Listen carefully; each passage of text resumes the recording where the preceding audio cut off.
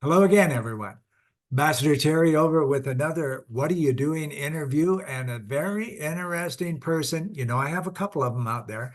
A very interesting person that I would like you to talk to has something to do with passion. Kind of interesting.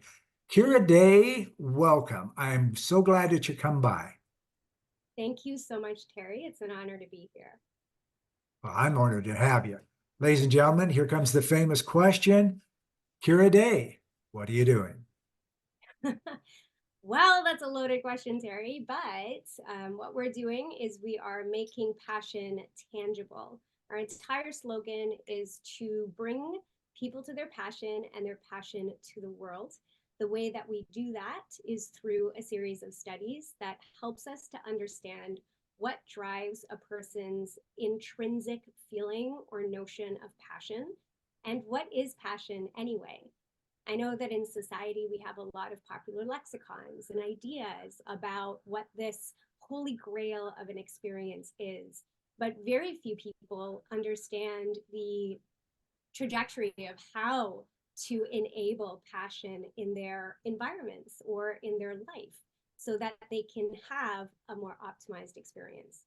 So, what we set out to do was a study to better understand this, to better understand what are the ingredients involved in making passion passion.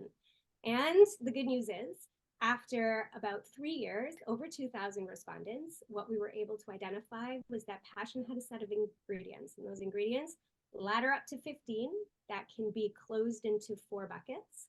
And what we learned was that this research ended with a standard deviation score of 0.2%, meaning that we're 99.8% accurate when it comes to identifying the ingredients that help passion be passion.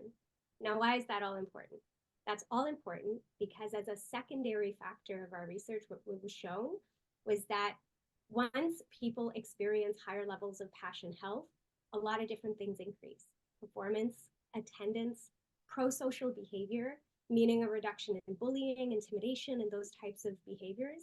So, we're really, really excited to launch our Passion Health test so that more and more people, organizations, people that are pivoting and transitioning and looking to experience more passion in their everyday life or in their working experience or acts of service can now have a tool and a vehicle to help look and focus on the real things that drive a person's experience of passion.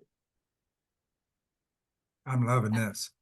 I am loving this. 2,000 people in just 3 years. That's amazing. Yeah, I get that 15, you and I talked, 15 key items there into four buckets. How about expanding that? That is very interesting to me. Thank you. A lot of these were bridged on other people's research as well. So, what we were doing was creating links to help us better understand the cores of what are the inputs that create the outputs. If I were to break those four buckets down, it would be: one would be your psychological needs, the second would be your internal needs, the third would be external needs, and the fourth was social needs.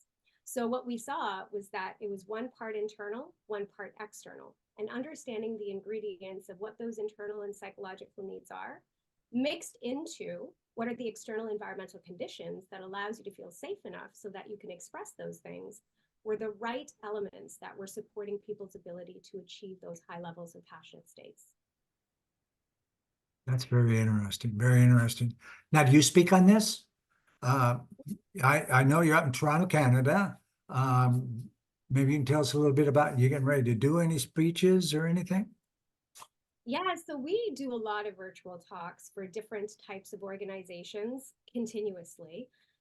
Obviously, since COVID, there's been, and actually even before COVID, there's been a reassessment of, how are people driving higher levels of meaning for the work that they do. So those are the topics that I speak on traditionally.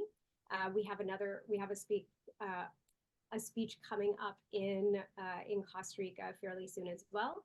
I had just finished one in Egypt, so I do travel for some of these topics as different markets are starting to tap into how to create more optimized employee environments for their work. So that's something that's really Excellent. fun. Excellent. And we're going to put a link to her website here in the comments. So be sure and grab that and click on it. Wow, this is great. Thank you so much for doing this, Kira. The work you're doing is so interesting. And I'm sure you, ladies and gentlemen, thank you for listening in. Got as much out of it as I did.